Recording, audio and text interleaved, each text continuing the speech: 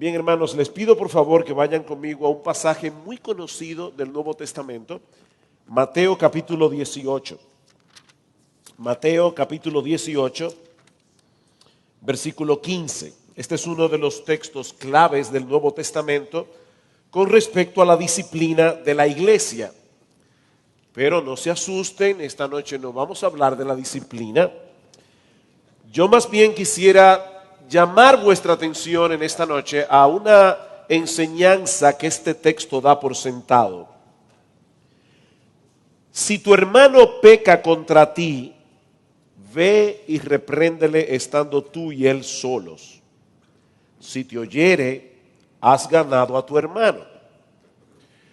Esta exhortación da por sentado algo, da por sentado una relación filial entre los creyentes que no permite que seamos indiferentes cuando vemos a uno de los nuestros que no anda bien.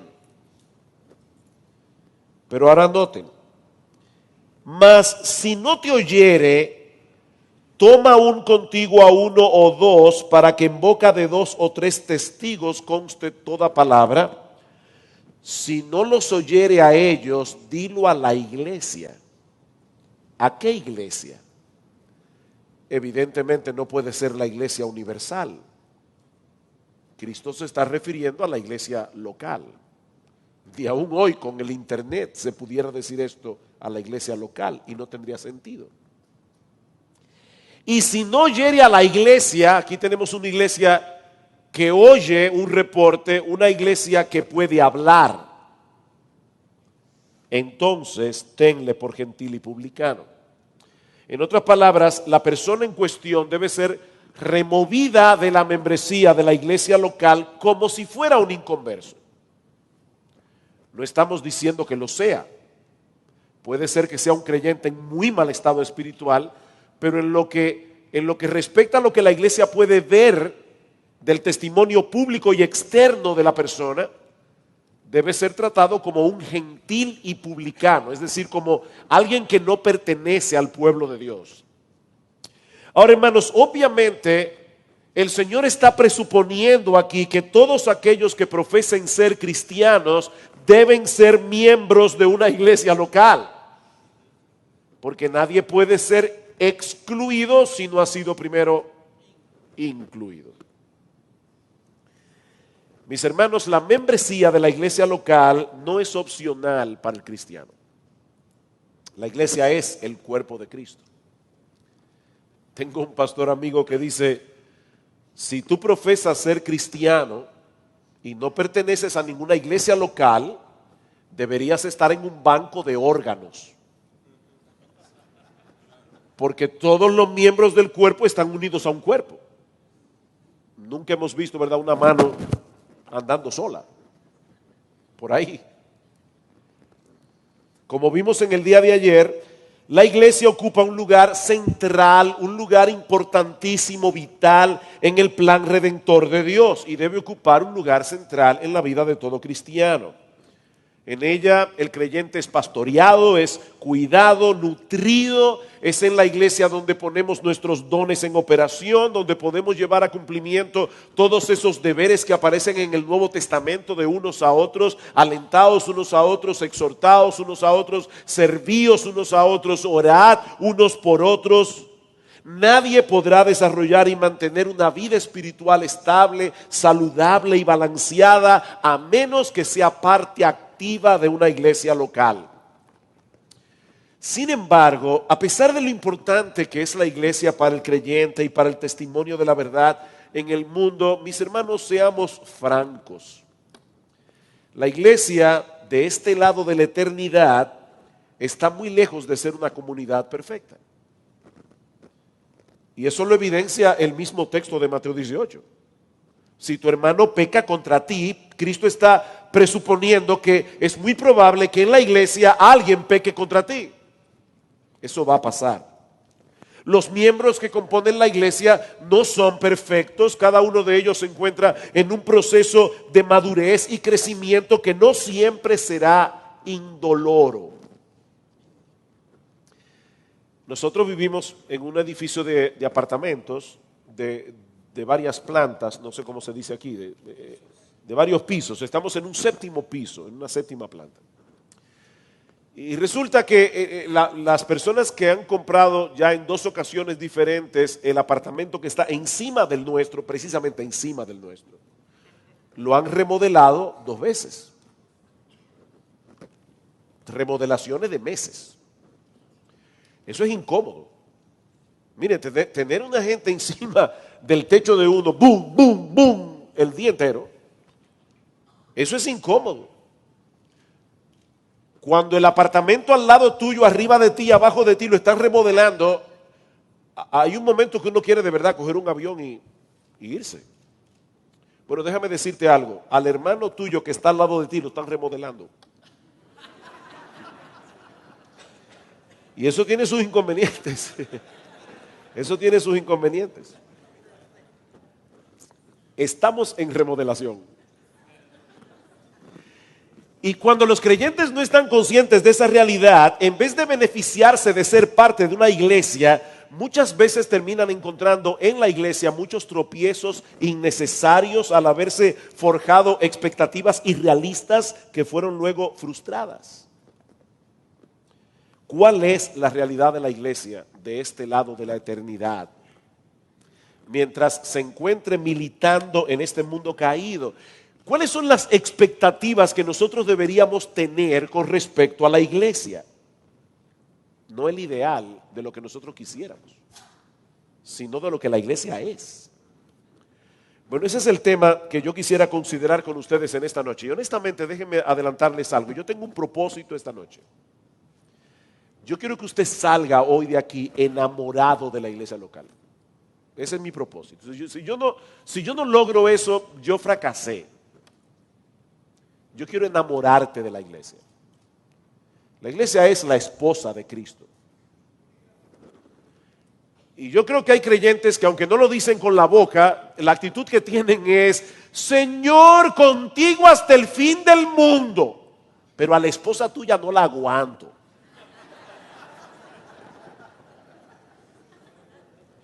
Pero yo quiero que tú salgas esta noche de aquí con una idea diferente. La iglesia es algo glorioso, con todas sus imperfecciones, con todas sus debilidades, comenzando por los mismos pastores. Amén. No sé, tal vez Carlos es perfecto, pero por lo menos de esta parte para acá.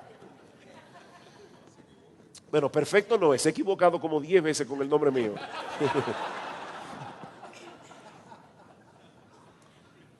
Hermanos, ¿cuál es la realidad de la iglesia? Bueno, yo quiero mostrarle 3 aspectos de la realidad de la iglesia en este mundo caído, la realidad de la iglesia de este lado de la eternidad. En primer lugar, la realidad de su composición mixta.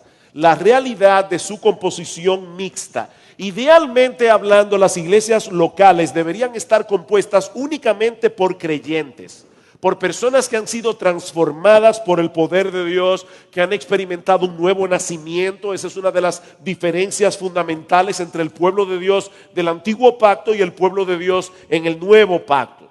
En el Antiguo Testamento, todos los israelitas circuncidados pertenecían al pueblo de Dios, independientemente de la condición de su corazón.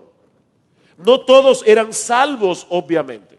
Sin embargo, todos disfrutaban de los privilegios, de los beneficios de ser parte del pacto, de ser parte de la nación con la que Dios había hecho un pacto. Pero en el libro de Jeremías, Dios anuncia la llegada de un nuevo pacto, muy diferente del anterior. Dice Jeremías, he aquí que vienen días, dice Jehová, en los cuales haré nuevo pacto con la casa de Israel y con la casa de Judá. Y Dios dice claramente, este nuevo pacto va a ser diferente del anterior, porque en este pacto que Dios va a hacer, en el que estamos ahora nosotros envueltos, Dice, yo daré mi ley en su mente, la escribiré en su corazón.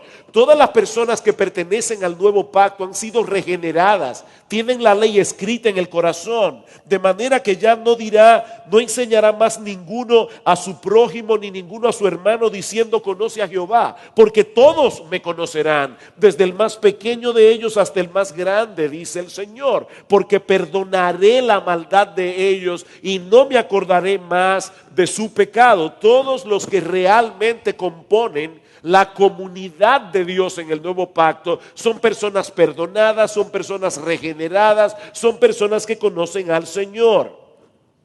Así que idealmente hablando, todos los miembros de la iglesia que son miembros del nuevo pacto deberían ser cristianos. En 1 Corintios, Pablo le escribe diciendo, Pablo, llamado a ser apóstol por la voluntad de Dios, y el hermano Sóstenes, a la iglesia de Dios que está en Corinto, a los santificados en Cristo Jesús, llamados a ser santos con todos los que en cualquier lugar invocan el nombre de nuestro Señor Jesucristo. Así es como Pablo describe la iglesia de Corinto. Es obvio que Pablo tenía en mente a un grupo de creyentes. Es por eso, hermanos, que en nuestra iglesia, cuando alguien quiere ser miembro, los pastores los entrevistamos y tratamos de verificar que ciertamente hay evidencia en la persona de que entendió el evangelio, de que hay frutos de conversión, frutos de salvación en su vida, y luego que los pastores ya entrevistamos a la persona, lo traemos delante de toda la iglesia, porque es la iglesia la que recibe a los miembros, y les damos una oportunidad a los hermanos, por lo menos de un mes, para saber si alguien en la iglesia tiene alguna objeción con respecto a que esta persona sea bautizada y recibida como miembro de la iglesia. Nosotros no queremos que sean creyentes maduros los que entran a la iglesia, pero que sean creyentes. Obviamente no pueden ser creyentes maduros porque se acaban de convertir. El Señor dice claramente, id y haced discípulos a todas las naciones, bautizándolos y enseñándoles. No es al revés, bautizándolos y enseñándoles. Pero sí que manifiesten los frutos de un verdadero arrepentimiento y de fe en el Señor. Sin embargo, hermanos, por más cuidadosos que seamos los pastores, ninguna iglesia del mundo puede garantizar que un inconverso no va a entrar en la membresía. Eso es imposible. Nuestro juicio es falible. Nuestro conocimiento es limitado. Nosotros podemos evaluar los frutos externos de una persona, pero no podemos ver el corazón. Es por eso que en el proceso de la disciplina eclesiástica, Cristo mismo establece la posibilidad de excluir de la membresía a algunos que habían sido previamente incluidos. Y Cristo mismo dice, ténganlos por gentil y publicano. Aún durante la época apostólica, inconversos se colaron en la vida de la iglesia. Simón el mago fue bautizado por el apóstol Pedro. Y algunos inconversos llegaron al liderazgo. Hermanos, yo le doy gracias al Señor de que el apóstol Pablo fue inspirado por el Espíritu Santo a escribir en una de sus cartas, os saluda Demas, mi colaborador. Y en otra carta tuvo que escribir, Demas me ha desamparado amando este mundo. Y uno se pregunta, Pablo, un hombre con tanto discernimiento, ¿no pudo darse cuenta que Demas era un falso? Cuando se reunían Timoteo, Tito, Epafrodito, Pablo y Demas a orar, ¿no era evidente que las oraciones de Demas eran huecas? No. A Pablo se le pasó. Y lo que es todavía más extraño, Pablo recibía revelaciones directas del Señor. ¿Por qué Dios, el Señor Jesucristo, no le dijo a Pablo, Pablo, cuídate de Demas, es un falso? Cristo dejó que Demas llegara al equipo pastoral de Pablo. Y el Espíritu Santo quiso que eso quedara registrado en el Nuevo Testamento, para que la iglesia del Señor a lo largo de todos los siglos supiera que eso es posible. Es por eso que las cartas del Nuevo Testamento no asumen que todos los que pertenecen a la iglesia son creyentes. ¿Recuerdan lo que citamos, primera de Juan capítulo 2, versículo 19? Salieron de nosotros porque no eran de nosotros, porque si hubieran sido de nosotros, habrían permanecido con nosotros, pero salieron para que se manifestara que no todos son de nosotros. Queridos hermanos, esa es una realidad que afecta la vida de la iglesia de este lado del cielo. Hay inconversos en la iglesia que son miembros, en la mayoría de las iglesias. Por más clara que sea la predicación de la palabra, por más cuidadosos que sean los pastores al examinar la profesión de fe, ninguna iglesia bajo el cielo puede garantizar 100% que todos los que pasen a ser miembros serán creyentes. Pero en segundo lugar, tenemos que considerar de la iglesia la realidad de su lucha, la realidad de su composición mixta, pero también la realidad de su lucha. No todos los pecados que afectan a la iglesia son cometidos por inconversos dentro de la iglesia. Así como debemos tomar en cuenta que hay inconversos a veces en la iglesia, también debemos tomar en cuenta que los creyentes en Cristo, regenerados, santificados y todo lo que usted quiera, están en una lucha, están en una guerra espiritual. Eso es lo que dice Pablo en Efesios capítulo 6 versículos 10 al 13. Pablo dice: por lo demás, hermanos, fortaleceos en el Señor y en el poder de su fuerza, vestíos de toda la armadura de Dios para que podáis estar firmes contra las acechanzas del diablo, porque no tenemos lucha contra sangre y carne, sino contra principados, contra potestades, contra los gobernadores de las tinieblas de este siglo, contra huestes espirituales de maldad en las regiones celestes. Estamos en un campo de batalla. Estamos enfrentando un enemigo muy poderoso. La buena noticia es que los recursos que el Señor nos ha dado también son muy poderosos. Fortaleceos en el Señor y en el poder de su fuerza, y vestíos de toda la armadura de Dios. Tanto la fuerza como la armadura provienen del Dios Todopoderoso, y tanto una cosa como la otra están a nuestra disposición para que podamos retener nuestra firmeza hasta el final del combate. Pero que a nadie se le ocurra enfrentar a este enemigo en sus propias fuerzas, y mucho menos tomarlo a la ligera. Queridos hermanos, amados hermanos, Satanás no está jugando a la guerra. Es un enemigo cruel. Y su foco de ataque es la iglesia. El diablo no se ocupa de los bares. El diablo no se ocupa de los prostíbulos. Esos son suyos. Nosotros somos sus enemigos. Al diablo no le importan en lo más mínimo las iglesias apóstatas. Esas también son de él. ¿A quiénes ataca Satanás? A esos mismos hombres y mujeres a quienes Pablo exhorta vestirse de toda la armadura de Dios. Por lo demás, hermanos míos, fortaleceos en el Señor y en el poder de su fuerza. Es a los miembros de la iglesia de Éfeso a quienes Pablo dirige esta exhortación, porque la iglesia es el blanco de ataque del enemigo. Él ya no puede robarnos la salvación, gloria al Señor por eso. Esa salvación la compró Cristo con el precio de su sangre. No, Él no la puede robar. Pero sí puede tratar de dividirnos, sí puede tratar de frenar nuestro crecimiento espiritual, desviarnos de nuestra fidelidad a Cristo, de la obediencia, todo lo que sea necesario con tal de minar nuestra utilidad en el reino, para que vengamos a ser motivo de escarnio para el pueblo de Dios y para el evangelio. Mis hermanos, todavía no hemos llegado al cielo. Estamos en un campo de batalla luchando contra el diablo, contra el mundo, contra el pecado que todavía mora en nosotros. Si nos descuidamos, tarde o temprano sufriremos el daño y ocasionaremos que otros sufran también. Piensa por un momento en muchos de los problemas que tú has tenido en la iglesia. No, pastor, yo no he tenido ni un solo problema. Wow, qué bueno, hermano. Pero para aquellos pobres mortales que sí lo han tenido, te vas a dar cuenta que todos o muchos de esos problemas han sido ocasionados por el pecado de otro. Y muchos de esos pecados los cometen cristianos que pecan contra ti. Si tu hermano peca contra ti, dice el Señor, Fortaleceos en el Señor y en el poder de su fuerza.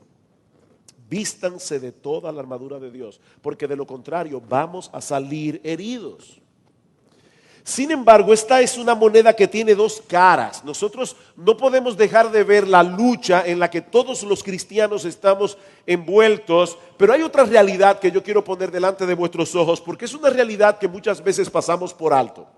Ya dijimos la realidad de la composición mixta de la iglesia, ya hablamos de la realidad de la lucha de la iglesia, pero no pasemos por alto la realidad de la victoria de la iglesia.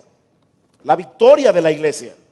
Seguramente muchos aquí han escuchado de ese profesor que muestra a sus alumnos una cartulina blanca con un punto en el centro y le pregunta a los alumnos, ¿qué tenemos aquí? Todos responden, un punto. Y el profesor les dice, qué injustos son ustedes. No, aquí hay toda una cartulina blanca, pero ustedes solo vieron el punto negro. Eso parece que, ¿verdad? Que es como parte de la naturaleza humana. Ver el punto negro. Eso es lo que sobresalta. Nos concentramos en lo negativo y fácilmente perdemos de vista todo lo que se está haciendo bien. Por eso, cuando pensamos en el pueblo de Dios, vamos a ser honestos otra vez. Cuando pensamos en el pueblo de Dios, muchas veces lo primero que suele venir a nuestras mentes es el punto negro en la cartulina. ¿Saben por qué? Porque el resto lo damos por sentado. Por ejemplo, todo creyente debería llegar temprano a la iglesia. Todo creyente. A menos que una causa justa, ¿verdad?, se lo impida. Pero todos deberíamos ser puntuales. Yo le decía a los hermanos cuando dimos la charla de educación que una de las características que tenemos los dominicanos es que nosotros somos increíblemente puntuales. Me imagino que en México debe ser igual. Cuando tú invitas a un dominicano a una reunión que comienza a las 8, él llega a las 9 en punto. Ahora, nosotros somos cristianos, por encima de ser mexicanos, por encima de ser dominicanos, y si decimos una hora debe ser, como decimos nosotros allá, hora cristiana. Ahora, hay personas que llegan tarde al culto y los hermanos se dan cuenta. Ahora, ¿cuántas veces tú te has visto a ti mismo dándole gracias a Dios por todos los que son puntuales? Señor, gracias por esos hermanos que hacen provisión para estar en su iglesia a tiempo. No lo notamos. No lo notamos porque ellos están haciendo lo que estaban supuestos a hacer. Y eso puede aplicarse a muchas otras áreas en la vida de la iglesia. Mis hermanos, nosotros debemos hacer el esfuerzo consciente de estar más al acecho de aquellos motivos por los que debemos darle gracias a Dios, por la iglesia, por los hermanos que componen la iglesia y luchar contra esa tendencia de concentrarnos únicamente en lo malo. Y en ese sentido el apóstol Pablo es un ejemplo. Busquen todas las cartas de Pablo, excepto Gálatas. Pablo comienza sus cartas siempre diciendo, yo doy gracias a Dios por ustedes. Yo a veces me pregunto, si yo hubiera escrito la carta a los Corintios, yo hubiera comenzado diciendo, yo le doy gracias a Dios por la forma como Dios los ha bendecido con toda gracia a los Corintios. Pero no solamente debemos estar más atentos a esos motivos visibles de acción de gracias, sino que también debemos estar conscientes, mis queridos hermanos, de que nuestros hermanos a nuestro alrededor, al igual que nosotros, están peleando diariamente una batalla en la que obtienen grandes victorias que nadie ve. Siempre la iglesia está llena de hipócritas. Piensen esto. Piensen esto. ¿Cuántos hermanos llegan? Yo no sé aquí, pero en Santo Domingo pasa que a veces uno va al banco y cuando uno llega al counter, al cajero, bueno, sí, pero exacto, al cajero, ahí está una joven muy bonita, bien mal vestida, y uno tiene que decirle, vine a hacer un depósito.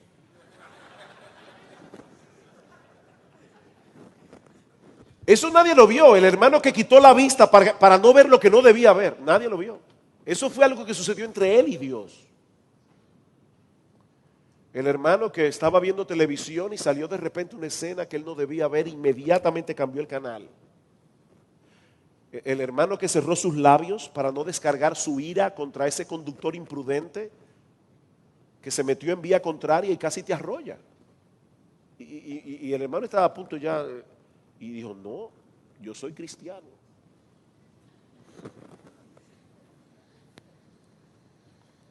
Aquel otro que se levantó de madrugada para tener comunión con el Señor, para orar por su iglesia, para orar por sus hermanos, por la obra de Dios en sentido general. Hermanos, esas cosas nadie las ve, excepto Dios. Yo quiero que ustedes piensen en todas las victorias que los hermanos de tu iglesia tienen cada día que tú ni te enteras.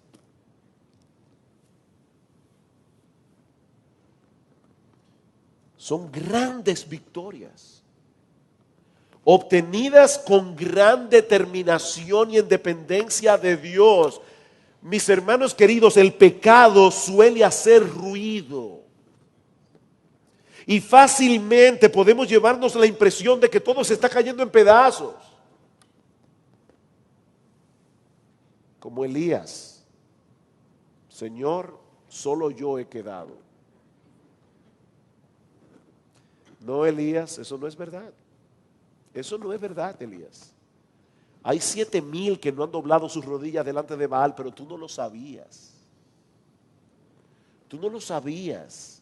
La realidad de la obra que Dios está haciendo en medio nuestro, mi querido hermano, mi querida hermana, es mucho más amplia de lo que nuestros ojos ven. Sí, estamos en una lucha. Lamentablemente algunos han sido heridos y seguramente no serán los únicos. Pero mira a tu alrededor, mi hermano. Mira a tu alrededor. Porque hay muchos aquí en esta iglesia en Juárez, que tienen años corriendo la carrera. ¿Cuántos años tiene esta iglesia? 35. Como 35 años. Hay personas aquí que seguramente tienen 30 años, 20 años, 15 años, 10 años. Corriendo la carrera con mucha dificultad, a veces a campo traviesa. Y siguen corriendo. Con los ojos puestos en Jesús, el autor y consumador de nuestra fe. ¿Sabes qué es eso, mi amado hermano? Una muestra tangible del cuidado y la protección de Dios sobre su iglesia. Una muestra tangible del cuidado de Dios sobre sus hijos. Y a la luz de esa realidad, ahora nos preguntamos, entonces, ¿cuál debería ser nuestra expectativa de la iglesia en este mundo caído? Tomando en cuenta la realidad de su composición mixta, tomando en cuenta la realidad de su lucha, tomando en cuenta la realidad de su victoria, ¿cuál es la expectativa? ¿Qué debemos esperar de la iglesia? Bueno, en primer lugar, hermanos, estas cosas nos enseñan que no debemos tener una expectativa romántica con respecto a la iglesia. Algunos llegan a la iglesia pensando que encontraron la sociedad perfecta. Por fin, aquí todos se aman. Aquí nadie juzga al hermano. Aquí no hay chismosos. Todos están deseosos de servir a los demás. Aquí no hay egoísmo, aquí no hay orgullo.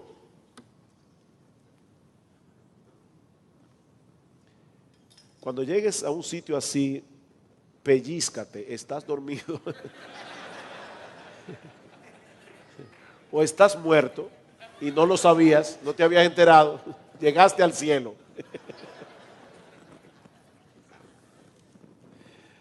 Hermanos, eso no es real, como lo muestran claramente las cartas del Nuevo Testamento.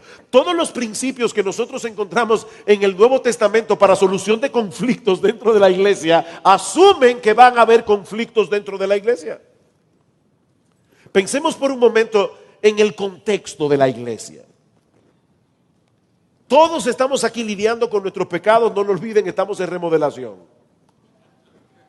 Sometidos a una amplia gama de tentaciones, en diferentes niveles de crecimiento espiritual, en diferentes condiciones espirituales. Hay hermanos que están encendidos en fuego, hay otros que están languideciendo a punto de morir en la misma iglesia. Provenimos todos de trasfondos culturales, trasfondos sociales, educacionales, económicos diferentes. Lo que tal vez para ti es una mala educación, para el hermano es la cosa más natural del mundo.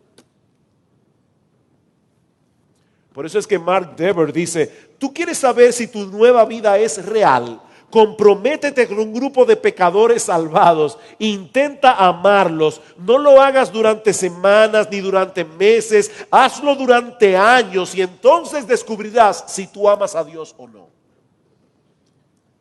Haz la prueba. Entre nosotros hay nuevos creyentes que todavía tienen trazas de su antiguo patrón de vida. Hay otros que han llegado con mucho entusiasmo, pero con poca sabiduría. Tenemos viejos creyentes que ya han olvidado los conflictos que experimentaron cuando todavía eran jóvenes en la fe. Otros que están anquilosados, demasiado familiarizados con cosas que todavía entusiasman a los nuevos creyentes. Ya se te pasará.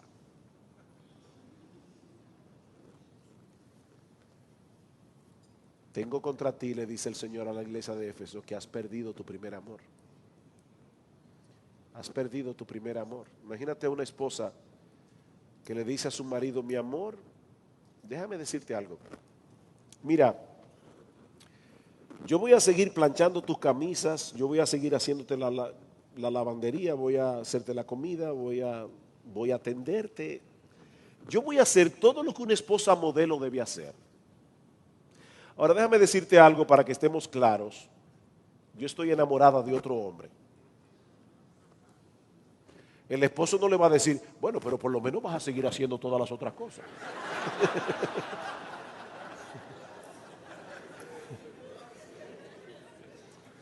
Eso es lo que estaba pasando en Éfeso. Ellos estaban haciendo las mismas cosas, pero no con el mismo corazón. Esa es la iglesia en el mundo real. Ahora, por esa razón no deberíamos asumir una postura cínica con respecto a la iglesia. Una postura pesimista con respecto a la iglesia.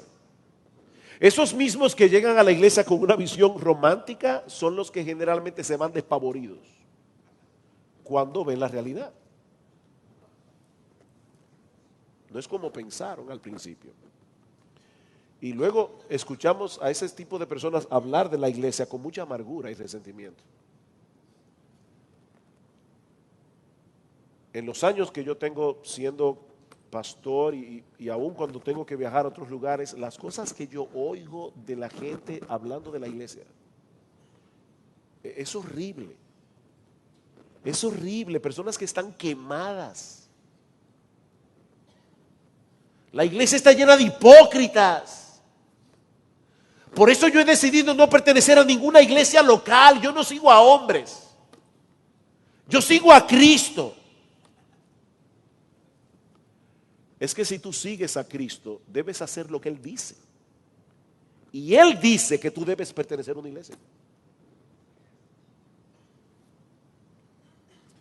Queridos hermanos, la iglesia continúa siendo la sociedad de los redimidos, el cuerpo de Cristo, la comunidad sobre la cual Dios tiene sus ojos, el instrumento por medio del cual Dios proclama, sostiene, mantiene la verdad en el mundo. Timoteo, esto te escribo, aunque tengo la esperanza de ir pronto a verte, para que si tardo sepas cómo debes conducirte en la casa de Dios, que es la iglesia del Dios viviente, columna y baluarte de la verdad. Eso es la iglesia. Esa iglesia imperfecta. Es el lugar donde Cristo manifiesta su gloriosa presencia. Cuando 2 o 3 se congregan en su nombre. Wow. Cristo viene y se hace presente en su iglesia. Eso no sale por internet. Eso no sale en la grabación. Hay que estar aquí. Cuando Cristo se pasea en medio de los 7 candeleros de oro, hay que estar aquí. Eso no se experimenta en ningún otro lugar. Estar en la iglesia en el día del Señor, con el pueblo del Señor, escuchando la palabra del Señor. No hay nada que sea más valioso que eso. Eso es glorioso, hermanos, eso es glorioso. Es en la iglesia donde operan los dones que Cristo da a su pueblo para edificar a sus santos. Ese es el pueblo con el que tenemos comunión ahora y con el que tendremos comunión por toda la eternidad.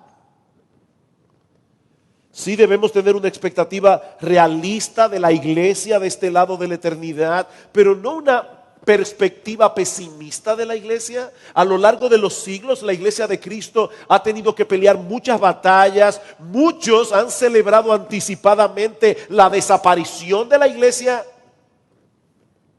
Pero me encanta como dice alguien, han repicado las campanas, han anunciado su muerte, han publicado la esquela mortuoria, pero el cadáver nunca ha aparecido. La iglesia sigue aquí, porque Cristo dijo que las puertas del Hades no prevalecerán contra ella. Y Él va a cumplir su promesa. A veces los creyentes leen ese texto: yo edificaré mi iglesia y las puertas del Hades no prevalecerán contra ella. Y se imagina la iglesia, ¿verdad?, en un rinconcito allí tratando de protegerse de los ataques del diablo. No, hermanos, lo que ese texto enseña es exactamente al revés. Es el diablo que está tratando de que la iglesia no penetre. Son las puertas del Hades las que no prevalecerán contra la iglesia. La iglesia está allí atacando la ciudadela del infierno, sacando esclavos, sacando cautivos y libertándolos con el evangelio en el nombre de Jesucristo. Y nadie podrá impedir que la iglesia haga eso.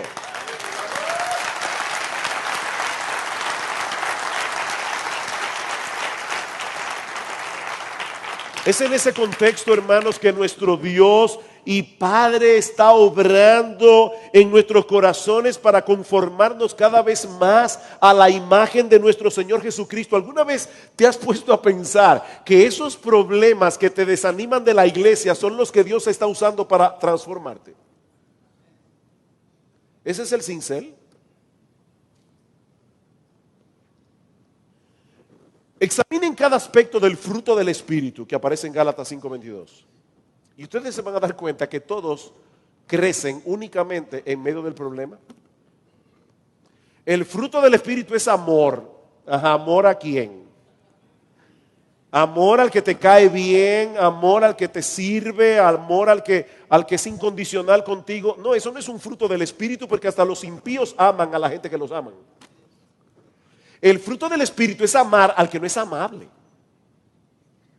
El fruto del Espíritu es amor, gozo. No cuando tienes un buen sueldo, una buena salud, un buen coche.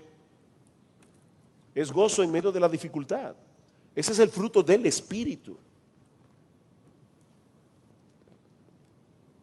Hay un dato curioso en el Antiguo Testamento. El dato curioso es que cuando Dios ordenó que construyeran el templo de Salomón, dio una directriz de verdad curiosa. Él decía: yo quiero que corten la piedra en la cantera exactamente como va a encajar dentro de la construcción del templo, porque yo no quiero que durante la construcción del templo haya ruido. Así que cortaban la piedra en la cantera, la traían al templo y colocaban la piedra en silencio, sin ruido, construyendo el templo de Salomón. Y un teólogo puritano decía: eso es exactamente lo que está pasando con la iglesia. Nosotros somos piedras vivas. El problema es que aquí estamos en la cantera. El ruido está aquí. Pero cuando lleguemos allá, vamos a ver un templo que se va a hacer en silencio y sin ruido. Pero aquí hay ruido. Problemas vendrán. Algunos quedarán postrados en el camino sirviendo de escarnio al evangelio y al pueblo del Señor, pero aún así Cristo seguirá edificando a su iglesia, porque Él se comprometió a presentársela a sí mismo como una iglesia gloriosa, que no tuviese mancha ni arruga ni cosa semejante, una iglesia que será santa y pura. Y Cristo verá eso. Cristo seguirá usando hombres y mujeres débiles para hacer su obra. Y mis hermanos, todos nosotros tenemos el privilegio de ser parte de esa empresa para la gloria de Dios y la expansión de su reino. Yo quiero ahora llevarnos al futuro. Yo quiero ahora ayudarte a contemplar la iglesia, no como la iglesia es, sino como la iglesia será. Vayan conmigo a Apocalipsis, capítulo 19. Apocalipsis, capítulo 19. Y por favor, hermano, activa tu imaginación. Apocalipsis es un libro apocalíptico, literatura apocalíptica. La literatura apocalíptica se vale de muchas figuras para impactar nuestra imaginación. ¿Qué te impacta más? Que salga un titular mañana en el periódico que diga, bueno, voy a decir por lo menos República Dominicana, porque tal vez México es diferente. Un titular que diga, la corrupción ha llegado a todos los niveles del gobierno. O un titular que diga, el pulpo de la corrupción arropó al palacio. ¿Cuál titular te impacta más? El pulpo de la corrupción. Bueno, eso es lo que hace Apocalipsis. Apocalipsis nos habla en figuras que despiertan nuestra imaginación. Dice en Apocalipsis capítulo 19, versículo 6, y oí como la voz de una gran multitud, como el estruendo de muchas aguas y como la voz de grandes truenos que decía, aleluya, porque el Señor nuestro Dios Todopoderoso reina. Gocémonos y alegrémonos y démosle gloria, porque han llegado las bodas del Cordero y su esposa se ha preparado.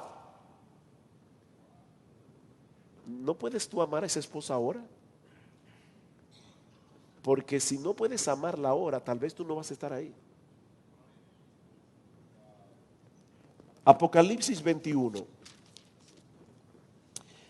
Vi un nuevo cielo y una nueva tierra, porque el primer cielo y la primera tierra pasaron y el mar ya no existía más. Y yo, Juan, vi la santa ciudad, la nueva Jerusalén, descender del cielo de Dios, dispuesta como una esposa, ataviada para su marido. ¿De qué está hablando Juan aquí? De la iglesia. Por favor, hermano, no es que vamos a vivir en una ciudad cúbica. No. Juan está describiendo la iglesia. Noten el versículo 9. Vino entonces a mí uno de los 7 ángeles que tenían las 7 copas llenas de las 7 plagas postreras y habló conmigo diciendo, ven acá, yo te mostraré la desposada, la esposa del Cordero. ¿Quién es la esposa del Cordero? La esposa del Cordero es la iglesia. Y ahora Juan, en un lenguaje simbólico, va a comenzar a describir la iglesia futura, la iglesia glorificada, como si fuera una ciudad extraordinaria. Y dice, me llevó en el espíritu a un monte grande y alto y me mostró la gran ciudad santa de Jerusalén, que descendía del cielo teniendo la gloria de Dios. Y su fulgor era semejante al de una piedra preciosísima como piedra de jaspe, diáfana como el cristal. Eso será la iglesia. Por eso dice Juan que está fundada sobre los 12 apóstoles. ¿Qué es lo que está fundado sobre los apóstoles? La iglesia. ¿Y por qué dice el texto que la ciudad tenía una forma cúbica? Que dice que la anchura, la altura era igual. Hermanos, la escritura debe interpretarse con la misma escritura. ¿Qué es lo único que hay en la Biblia que tiene forma de cubo? Lo único que hay en la Biblia que tiene forma de cubo es el lugar santísimo en el tabernáculo y en el templo. Lo que Juan está diciendo aquí es que cuando la iglesia esté en gloria, cuando la iglesia esté glorificada, mis hermanos, nosotros seremos el lugar santísimo. Estaremos en la presencia misma de Dios.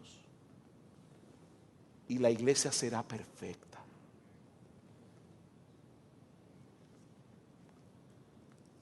Pudiéramos nosotros comenzar a contemplar ese final glorioso con los ojos de la fe, de tal manera que nuestros corazones se llenen de admiración adelantada por la iglesia, por esa iglesia que compartirá de ese modo la gloria de Dios. Hermanos, ¿podemos nosotros mientras tanto comprometernos con nuestra iglesia local, poner nuestros dones en operación, apoyar su liderazgo, apoyar su ministerio con nuestros recursos, hacer todo lo posible para que la iglesia siga avanzando en madurez, dando testimonio del evangelio para la gloria de Dios?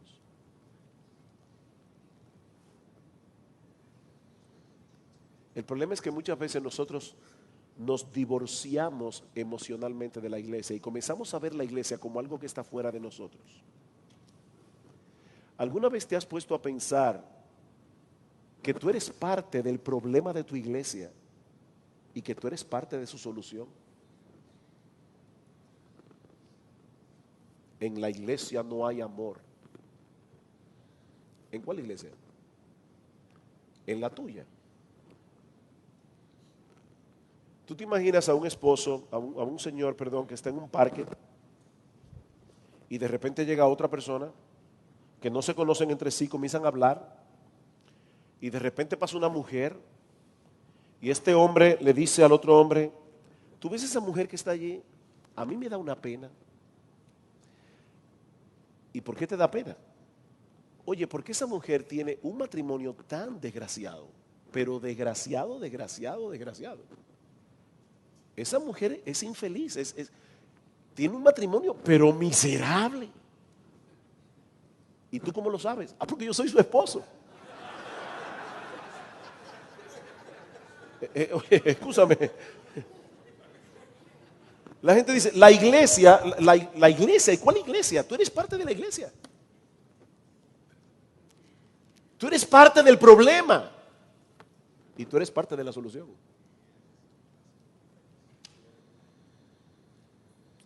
Oh, mis hermanos, que el Señor nos ayude a cultivar una pasión creciente por la iglesia, en la misma medida en que se acrecienta nuestra pasión por Él.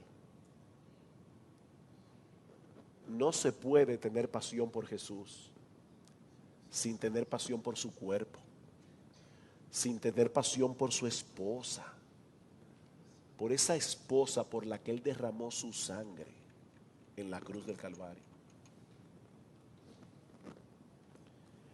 Es mi oración, hermanos, por cada una de las iglesias locales aquí representadas, que el Señor bendiga a la iglesia aquí en México, para el avance del reino de Dios, no solo en Ciudad Juárez, no solo en todo México,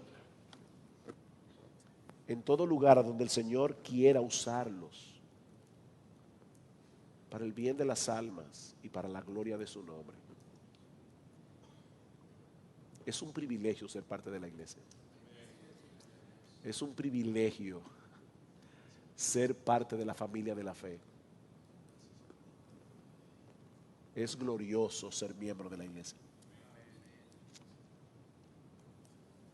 Que el Señor bendiga su palabra.